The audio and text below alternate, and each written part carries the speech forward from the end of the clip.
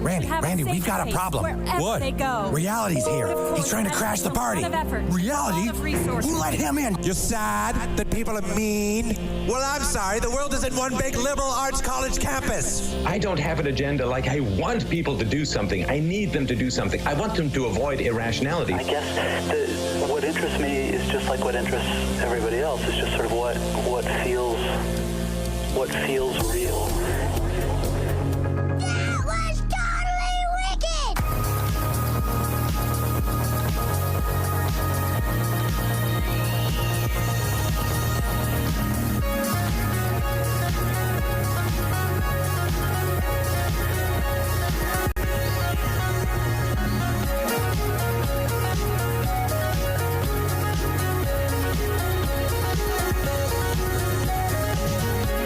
Good morning, ladies and gentlemen. How are you doing this morning? My name is Mr. Henry. David Shine Thompson sitting over there to my left, to your right, as I'm sitting here on Minds.com, entering the hashtags for this morning.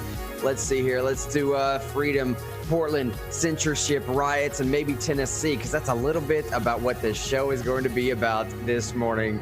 Save that, post it up there. That's how we do it, Shine. Last minute posting on Minds.com, make it a part of the show. If you don't know, by the way, realnewsradio.live. realnewsradio.live. That's the central landing page for all real news related things. You can find some swag, you can find some t-shirts, you can find some some coffee cups, things like that. You can also find links to Parler, Minds, Facebook, Twitch, YouTube, any of those places that you might be watching this program right now. I'll have the unified chat up all day long, all show long here. I guess I shouldn't say all day long, but all show long here. If you're watching in Twitch, YouTube, Facebook, wherever you're watching, we will be able to see that comment and respond accordingly. I said before already, my name is Mr. Henry. This is Real News. This is a place where we have discussions, debates. We have a little bit of dialogue. We want it to be a calm, sort of cordial exchange of ideas so that when we do have disagreements, it's disagreements amongst friends and neighbors, not amongst enemies. Vitally important, especially for a show like today. With all that being said, let's kick it to our boy, David Shine Thompson. He's going to let us know how he's doing out East Tennessee way. And buddy, how was your weekend and stuff? You been doing all right, man? Well, I think I'm finally over the crud, or at least mostly over it. Feeling better, but it was a good weekend. Just relaxed, enjoyed it. Nice. Did a little work on Saturday. Took yesterday to kind of chill out and had a great time. We're gonna have a great week on Real News. Woo-hoo-hoo. That's what I'm talking about, buddy. Hey, our buddy Zig just had liked the stream as well. Zig's listening. I see Jessica in there this morning. Brandon's in there with us as well. Judy's out there with us as well. And let's dive straight into it. Greatest Audience in the Nation Appreciation segment. Greatest Audience in the Nation Appreciation segment. That means let us know how you're doing, what you're struggling with, what you're reading, what philosophy you're into. I'm struggling a little bit this morning. We just got this room cleaned out. I'm trying to figure out what to make this room look like. Shine, let me know this morning. It looks like now you're in a very nice hotel room, which is a little bit true. So we're trying. I like imagining that you're not at home. That you're in a let's see, a double tree. I'm just out and about, right? In Hot Making Springs, Arkansas. And that's right. But I like imagination. That's me. I love it, man. I'm out there making moves in Arkansas. Maybe I'll go down to Arizona next. We'll see what the next move is. We got petitions to sign. We got things to do. Hey, man, we just got that 34% property tax this year, right? Property tax increase here in Nashville. If you don't know about that 34% property tax increase, that was going to be a thing. We got 20,000 plus signatures. Put that in. Should be an issue on the ballot for a vote as of December 5th. So if you want to make your voice heard, make sure to get out there and vote on December 5th. Now, I will be continually bringing you all updates as to where we stand in that ballot counting process. The petition counting process, when that's going to be put on the ballot, things like that. But it was because of y'all's efforts, this community, the Real News family, everybody that was able to make that happen. And again, just want to thank y'all one final time. It's absolutely fantastic to see that happening there. Greatest Audience in the Nation Appreciation. Like I said before, what are you struggling with? Where are you at? What do you need prayer concerns for? How can you help grow this community? If you know anybody that has a small business that you just want to reach out to, get them on this program, bring a little bit of exposure to what they're doing, I don't know, anything like that at all, reach out to us. Let us know. We'll put them on this computer. Eric just said in Facebook, green screen the room, that it could be whatever you want it to be. Hey, in all sincerity, I did have a conversation with the wife about this whole wall behind me right here. Why not just let me paint the entire wall green? She didn't go for it, Shime, because I had that set up before where I had the shower curtain sort of. I mean, type what style. are you going to be having high tea in this room? What's it matter? I know, man. I mean, come on. You can always repaint it back to Hot Springs gray. That's what I was thinking, man. Right? I mean, once we have what about guests that coming curtain through here, idea you had, where you were gonna put a curtain across the back, and then you could roll it back and forth? I did have a curtain going in the old place, but I was in a situation where it sort of shoved into a weird sort of, I don't know. It made sense to put a shower curtain up there and then just string a bunch of green fabric behind me that worked as a green screen. That worked really well, actually. But here, I'm not sure. We'll figure something out. I thought maybe I'll just put 2 pieces of construction paper up there and just put a green screen picture. And every day the picture will change depending on what my mood is for that day. Maybe we'll mess around with that. I don't know. Let's go. Daniel says you can chroma key to that gray. Can I? Well, that would be an interesting idea. Chroma key to the gray. That'd be very interesting. All right. Well, let's figure that out. Hey, let's dive straight into the Tennessee stories. That's how we start this program here. As you see, this headlines today, Tennessee stands, Antifa.com. And I want to go over a study basically back from 1968, the 1968 Richard Nixon presidential election. But let's start with Tennessee, because the trolls are out strong right now, and it's hard to differentiate between where the trolls are and where the real people are and who's trying to make change and who's not and all that other nonsense, right? Here's the headline from Tennessee Star. Tennessee Stands is the name of this organization. Tennessee Stands files lawsuit claiming statute deeming governor's executive order having full force and effect of law is unconstitutional. Now, this organization is incorporated as the following. They're called Citizens for Limited Government and Constitutional Integrity. They're doing business in Tennessee as Tennessee Stands. And you might know some of these people. There was a video that I didn't exactly go viral, but it got, 50, 60,000 hits when it first came out. This guy, Gary, when I call him Greg, Gary Humble is the man that runs this thing. He came out with a video, and he's just been, dare I say, frustrated with the unconstitutionality of a lot of overreach of some of these executive orders that have been going on. Released a video a while back and decided to start an entire movement out of sort of the viral sensation he got from this one video. Well, Tennessee Stands, the organization, now has filed a lawsuit in Davidson County Chancery Court on Monday against Governor Bill Lee, on the grounds that the state statute, that the state statute deeming the governor's executive orders have the full force and effect of law, that itself is unconstitutional. I paused just to let that marinate a little bit, because I'm going to get my analysis straight up here is I love what the guy's doing. I just don't want anyone to get too overzealous here that this is actually going to, well, I just don't know if this has much of a chance of actually winning. But I don't think that the point is to win in court. I don't think that's the point. Now, I don't know. I haven't spoken to this guy, Gary, personally about it, but I don't think the point is to necessarily win in court. I think the point is just to make a statement. I think the point is to draw up some attention. I think the point is to get people to start having those conversations and finally give people an outlet to think, all right, at least somebody's doing something here. Because I have a lot of I don't know, what's the word we like to use for these legislators all the time, Sean, that you like, what's it, feckless, I think is the word you keep, right? Or ineffectual. Yeah. It's another one. That want to promise and change and claim, and to some, look, to people like Representative Zachary, to his credit, he did try and change some of these laws the last couple of sessions. You just never went anywhere. But you don't really see a lot of movement anywhere ever. It's one of the themes for today's show, actually. You're just not really seeing a lot of movement. So you see something like this get on, you want to jump on board. You want to have your voice heard. That's what it's all about right now. So again, I just want to make that, I think that's my analysis and the take of most of this here for this story is that I don't expect this to go anywhere in the courts. But I don't think that's the point. I don't think it's necessarily to win the court case. We'll continue on. The complaint states that it is under this law, that law being Tennessee Code Annotated 582107. The complaint states that it's under that law that the governor, quote, has delegated unlimited power to municipalities and county executives via numerous executive orders. What they're basically saying is that the governors used that particular statute, which dates back to the year 2000, to delegate essentially unlimited power to these municipalities and county executives through his number of executive orders. Now, the plaintiffs here allege that the delegation of power is illegal and unconstitutional and must be declared void, no matter how well-intentioned it may be. Now, let me say this as well. Whichever attorney is pursuing this, lest they be sanctioned by Rule 11, they're not going to take it up if it's entirely frivolous.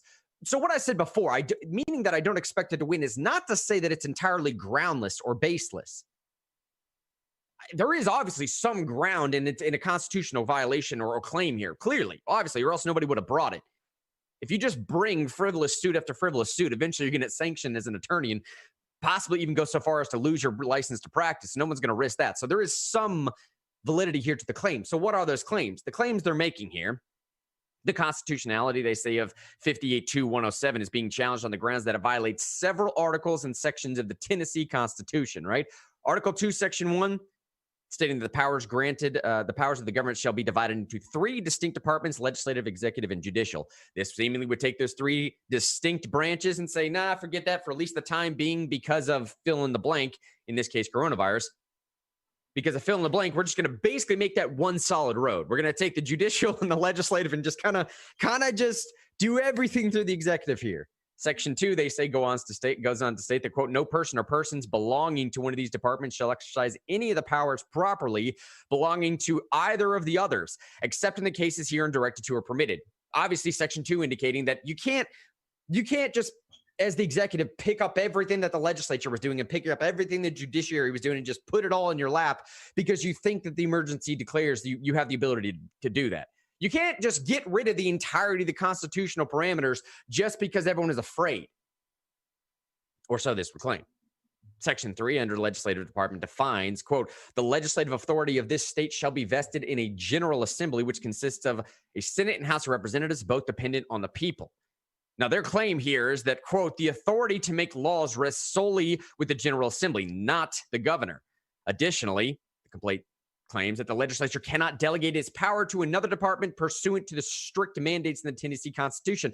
Further, there is no constitutional authority for the governor to delegate powers to county executive mayors for their issuance of public health orders such as mask mandates under threat of citation, arrest, and incarceration. Now, that one actually is a very interesting claim and possibly more interesting than the constitutional claims, although that is obviously wrapped up in the constitutional claims.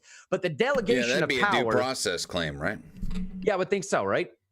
And the delegation of power to public health organizations or institutions to somehow issue mask mandates under threat of citation, arrest, or incarceration, I think that is a much easier claim to make in this entire thing. But Gary Humble, the guy that started this, covered much of this material in his complaint. I would, strongly urge for people that want to follow this, go check out the website itself. There's two intro videos, about 10 to 15 minutes long each. So they do a great job of just laying out the entirety of what he considers to be this preamble and resolution that he's created here. It's meant to inform Tennessee citizens of their constitutional rights and to defend against governmental overreach. Now, Humble, he says, has been gathering petition signatures in support of the revolution, and as of Sunday, just passed the 1,000-signature mark. Now, he told Tennessee Star, Gary Humble that is, he's just a dad, a husband, and a citizen of Tennessee who sees that no one else is fighting for constitutional rights. Now, that quote right there in the story, he's just a dad, husband, and citizen of Tennessee who sees that no one else is fighting for constitutional rights. I think that is the story. And maybe I'm reading into this too much, but I think that is what's really going on. I think it's a level of frustration that everyone has reached, that now it's this palpable sensation that Gary Humble is just giving a voice to. I think he's just taking the proverbial megaphone and kind of just putting it in front of his community's mouth. He's just the one that's so happened to create a website that doing what everyone else has been saying anyways. Now, I say that because I think people would look at this and follow this website and go there and thinking that, hey, this is guaranteed constitutional slam dunk. We're going to get this thing. And I just don't know. Gary Humble's a supremely intelligent individual, though. I will give him that much. I mean, look, from memory here in this interview, Humble went on to quote Section 2 of Article 1, Declaration of Rights, saying that, quote, that government being instituted for the common benefit, the doctrine of non-resistance against arbitrary power, and with an obvious fondness for the document, against arbitrary power and oppression is absurd, slavish, and destructive of the good and happiness of mankind.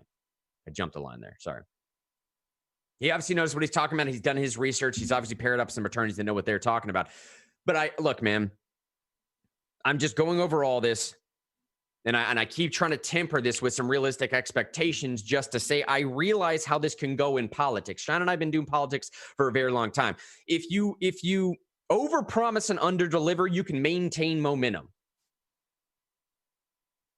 I mean, sorry, you can't maintain momentum. And I'm just all over the place this morning, right? If you overpromise and underdeliver, you will squelch, you will destroy your momentum.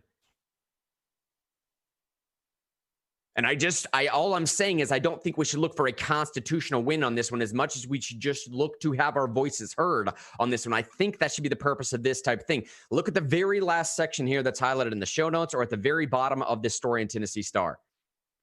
Retired Tennessee Supreme Court Justice and President and Dean of Nashville School of Law, this is William Koch Jr., said Governor Bill Lee's executive orders are entirely consistent with the inherent power in his office and granted to him in state statute.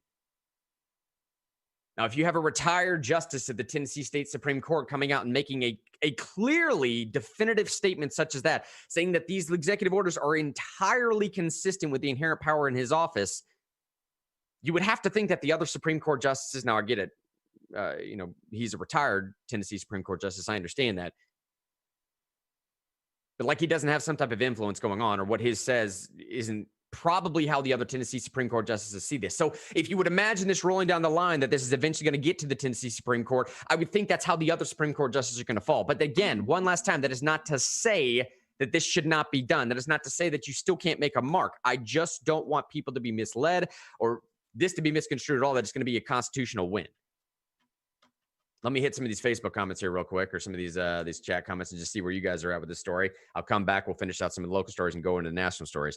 Daniel said, the problem is that government almost never rules the government is overstepping its bounds. I mean, that's exactly it, right? That's exactly it, Daniel.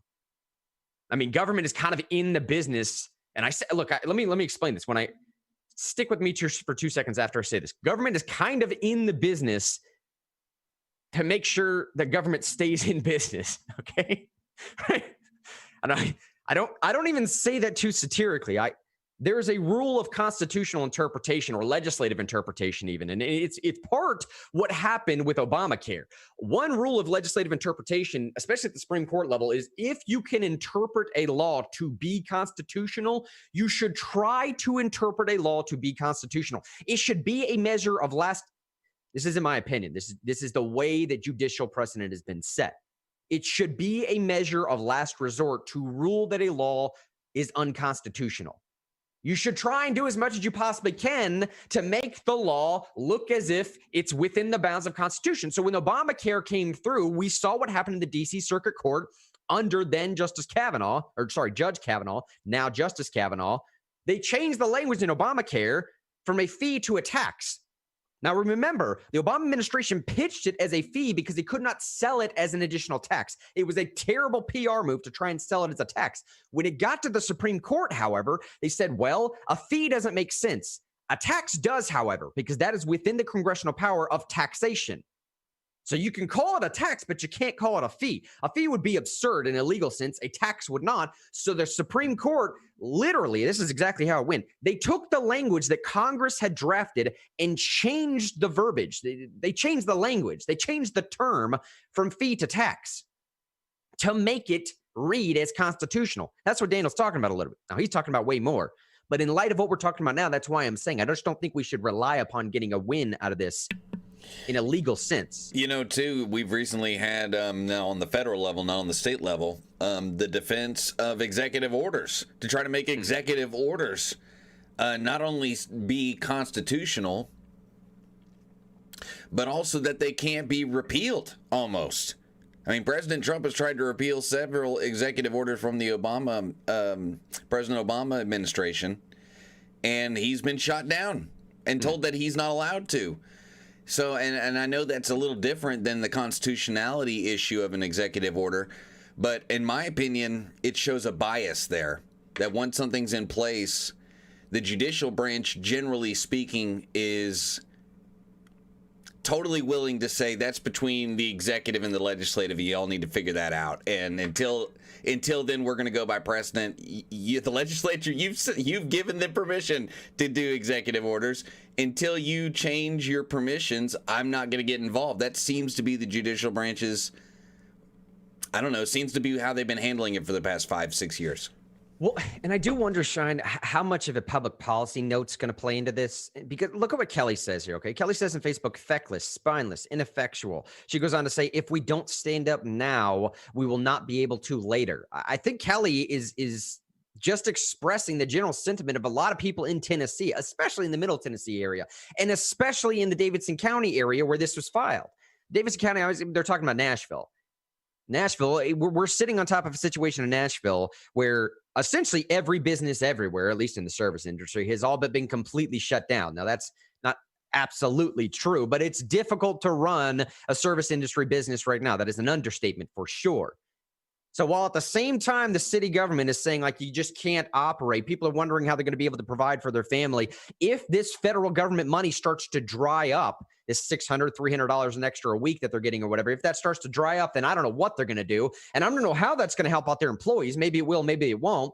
And aside from all that, the argument I made last week is we just pumped $3.7 trillion into the American economy, which essentially devalues the dollar worth of the dollar for everybody. So that's kind of like we all got a pay decrease, which is another terrible frustration that nobody's talking about right now.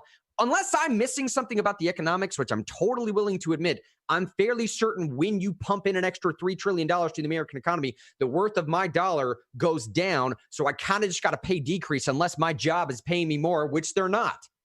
And everybody's like that.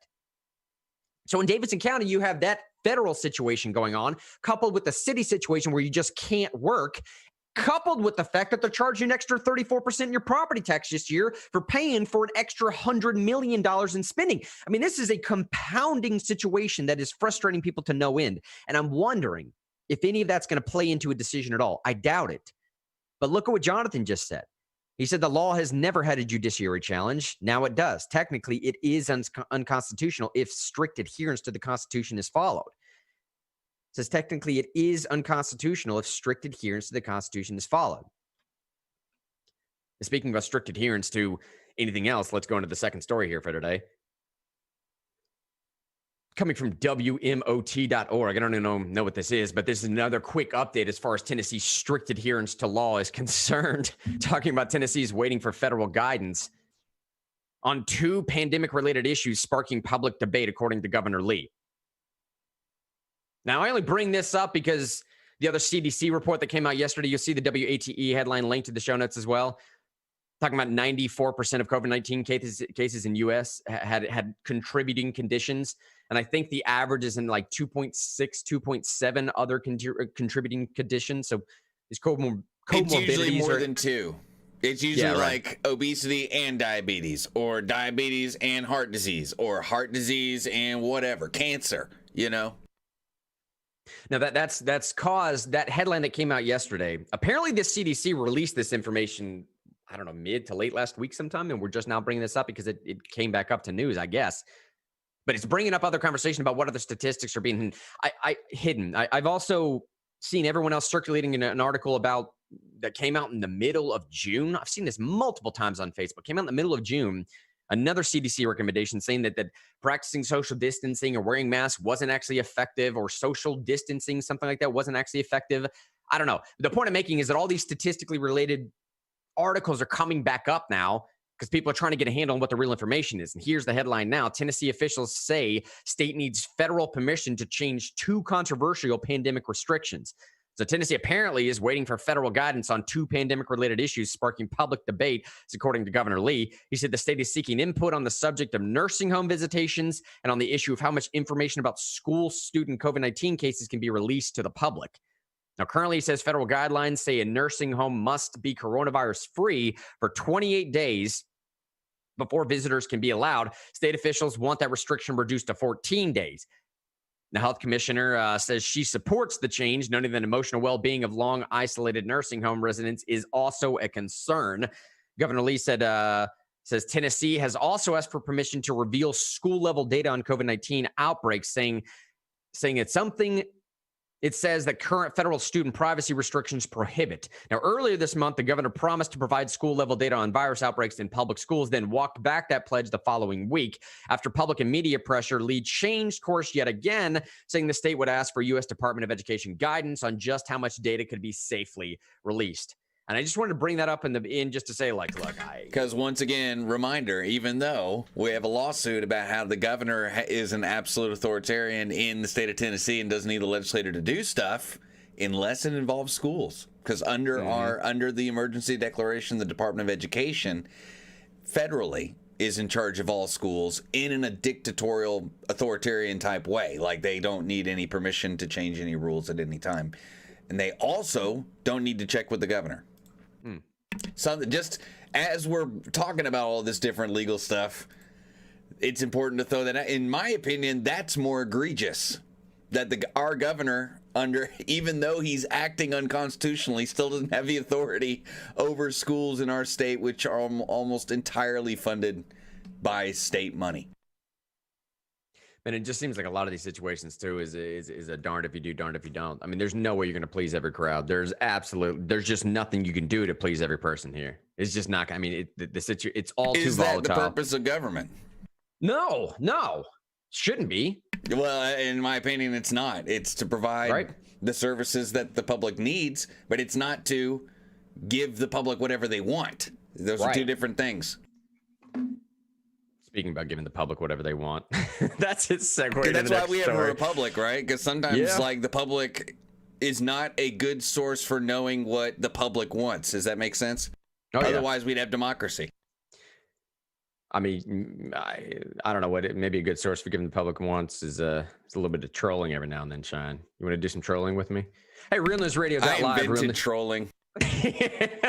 RealNewsRadio.live, central landing page for everything real news related. I'm gonna see if I can talk to. We can get some hats sponsored again. You saw me wearing this hat the other day. We'll get some hats sponsored with Little Real News Boy and some other stuff. Shine, I'll put that out there as well. Shine, do me a favor if you can. As we roll into our national stories here, the trolls are out to play as far as I'm concerned. Maybe someone has a different take on this story, by the way. But if you don't feel comfortable with this, Shine, I'll do it on my page. But go to your web browser, pull this up for everyone to see, and just type in Antifa.com. Well, I'm showing them the actual the show notes here, and I'm just I'm going to click on Antifa.com so they can see it. Too. And there you go. It takes you to Biden Harris. Come on, let's do that one more time for the slow people at home. Ready? Antifa.com. Boom. Takes you to Biden Harris, asks you to donate money. It's hilarious. And look, if you just type in Antifa.com to your browser, it's going to go to Biden Harris News. So obviously, the trolls are out in full force right now, man. They are. I don't know the purpose of this. I don't know if anybody's going to Antifa.com and seeing that it's I assume that the vast majority of people that type in Antifa.com understand how the internet operates. And maybe I'm totally naive on this, but I would assume people don't understand whoever controls that domain can redirect to whatever they want to. And they're just, I don't know, trolling Biden's camp to redirect. So if you're just look at Antifa.com, Joe Biden supports Antifa now. I don't know, man. Let's have a little bit of fun with it though, right? I thought it was a fun story. I thought it was a good story. I don't see it as anything more than just a little bit of lighthearted ribbing and trolling. Maybe I'm wrong. Maybe people see this as wildly problematic. Tell me on Facebook how you feel about this as I enter into the next story, because some of this stuff here is getting way too much to deal with. Some of the stuff over the weekend is becoming way too much to deal with. Some of the stuff that happened last week is becoming way too much to deal with. And we are dividing amongst ourselves. And yes, of course, I'm talking about the stuff that happened in Portland. Yes, of course, I'm talking about the murder / assassination / whatever you want to call it, the killing that happened in Portland. Yes, of course, I'm talking about the killings that happened in Kennesaw. Is that what it's called? That is right. Yeah. Kennesaw, right? Yeah. Last week. That's eventually what we're going to get into here. I got a couple other things I need to knock out before, though. And I want to bring some of this stuff up, and I wanted to start in a lighthearted way because we've got about a half an hour left before this program. And I just want to make sure that I'm constantly driving home what I believe to be the only thing that's going to solve this right now. I'm going through a study about to start going through a study with my wife where the whole study is dedicated to this idea of whatever your worldview is, that is eventually going to work itself out to a practical manifestation in your life, right? And I think that statement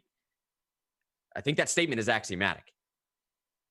Right now, whatever your worldview is, whatever philosophy you lead your life by, if you do it long enough for a long enough period of time, you are going to see manifestations of that worldview in your life. And I don't know if that's good or bad or otherwise. I think it's just a purely true statement on its face. So if you have a worldview that constantly pitches and promotes division as opposed to unity, you are going to start seeing more and more division. If we're constantly focusing on the things that make us different as opposed to the things where we have commonality, then we are going to find differences in one another. This isn't rocket science stuff here, but we've let it overwhelm every single one of us. It saturates our very beings in fiber every single day. I'm watching it on Facebook. I'm seeing post after post after post where people are just going on Facebook, unlike previously, and saying, I just can't handle social media today because there's just too much hate out there. And I don't think that there's so much hate solely because the message of unity is squelched. I don't think that's the problem. I think the real problem is that everybody just wants a win right now. Everybody, both sides, all of us. Everybody's just looking for a little bit of a power grab and a little bit of a win and a little bit of I told you so. I do not think that the reason why we're not hearing message of unity and hope and power is because those messages are being squelched. They're out there. We're just not doing enough of it. Thomas Sowell said here, our children and grandchildren may yet curse the day that we began hyping race and ethnicity. There are countries where that has led to slaughters in the streets, but you cannot name a country where it has led to greater harmony. What Thomas Sowell is talking about is a little bit of what I just mentioned. Any area where you have become hyper-focused on the differences that we have, race, ethnicity, national origin, creed, religion, doesn't matter. Whatever your worldview is, if you focus on the differences of your worldview, as opposed to finding commonality and bringing people into a you know what I'm saying? I said from day one, from all of this stuff, again, keep it in the back of your mind, we're eventually going to get entered into what happened to Portland over the weekend and a few other things that I need to run through here. I said from day one, do not make these marches or any of these issues about race. Do not let the racial component lead. Do not let racial tension lead this movement, this conversation, or this progression. If there is a racial narrative to be delivered, and undoubtedly there is, without question, there is a racial component to this narrative that must be discussed. That is undeniable. It is statistically, empirically true that it's there. But let the statistics of the police reform effort deliver that narrative. The story of the war on drugs alone will clearly demonstrate the racial component to this situation. But the racial component cannot lead. Look where we are now. The division cannot lead. The differences cannot lead. Left versus right cannot lead. We now have a situation where the irony has come full force. We played a little bit of this clip on Thursday, and I really didn't understand the full aspect of it until right after the show, and I feel really bad for this, but exactly what I'm talking about. We are entering into a strange, paradoxical universe. So Rand Paul, Senator Paul, is shouted down by a crowd of people screaming at him, say her name.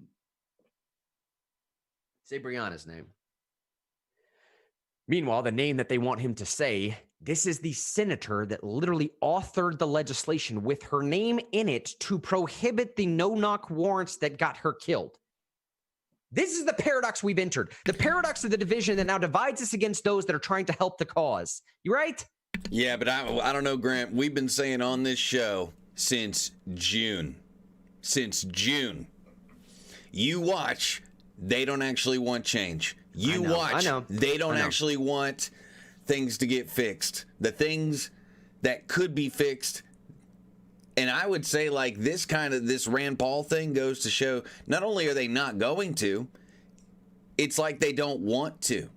Why would you be shouting down the dude who's trying to get rid of the thing that killed the person that you're protesting about? Because maybe, like, everything about what you're doing isn't real. And what you say you're doing is not what you're doing. But we've been saying that since June. That's maybe why we did not talk about it on Thursday as this big shocking thing, that the guy they were shouting down was the guy providing the solution to the problem for the future. That's why it went right by us, because we've been saying, because we know it, that people weren't going to work on stuff. But I think it's more than that they aren't going to work on stuff. It's that they maybe never intended to work on criminal justice reform in the first place. Well, with that being said, Shine, I think this Tim Pool tweet. Let me play 2 clips here for me. Just play 1 clip for me, and then I'm going to get this Tim Pool clip that I don't know, but maybe the DNC is also starting to understand some of it as well. So right here, Shine, where it says, meanwhile, here's a quick glimpse of some of the images we should be focusing on right now. I want to get back to that in a minute. I'll probably end the program with that. But pull up that video where it says, sadly, this is where we are right now. I don't look, man, this tweet says it's a BLM leader. I don't know. I don't know. I really don't. But somebody somewhere in this video is encouraging a crowd of protesters to fight the DC cops in the front line, saying he's ready to put them in their graves. Do you have that clip there? In the fucking grave. I'm at the point where I want to burn the fucking White House down. I want to take it to the senators. I want to take it to the Congress. I want to take the fight to them. And at the end of the day, if they ain't gonna hear us, we burn them the fuck down. I'm one that talk real shit. I talk it in New York, and I talk it in DC. The same way I fuck police up in New York, I fuck cops up here in DC. The same way I fuck police. That's basically the sentiment. And I left the language in there, obviously, because I felt like it was needed to deliver, well, I don't know, the passion of what the guy was saying. At least he felt passionate about exactly what he was saying. Now, granted, this is a single guy. Norm just said in YouTube here a second ago, he said, paid protesters won't relent. They're now political mercenaries. And I want to pair what Norm just said with the clip that we just played and what Shine just said a second ago, too. Shine, the very next thing down here. So that guy was speaking, that Twitter link, the very next